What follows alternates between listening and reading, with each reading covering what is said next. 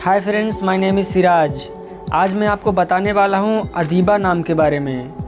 अदीबा नाम का मतलब होता है इल्म जानने वाली। अदीबा नाम एक इस्लामिक नाम है और अरबी ज़ुबान से लिया गया है।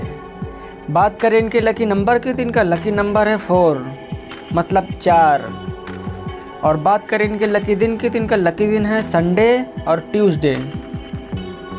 अगर बात करें इनके लकी कलर की तो इनका लकी कलर है red, roast and light green. अगर बात करें इनके लकी स्टोन की तो इनका लकी स्टोन है टोपाज मतलब पुखराज रत्न।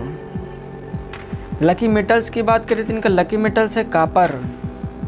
अगर आपका नाम अदीबा है तो कमेंट बॉक्स में अपना नाम ज़रूर लिखें। ये जानकारी अगर आपको अच्छी लगी हो तो हमारे चैनल को सब्सक्राइब करें और वीडियो को लाइक करें।